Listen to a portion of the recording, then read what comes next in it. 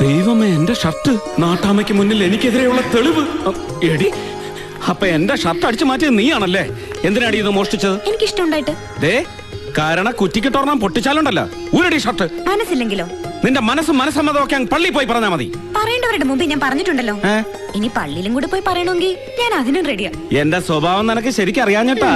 ഒക്കെ ശരിക്കും അറിഞ്ഞിട്ട് തന്നെയാ എല്ലാവരുടെയും മുമ്പിൽ വെച്ച് ഞാൻ ചൂണ്ടിക്കാണിച്ചത്.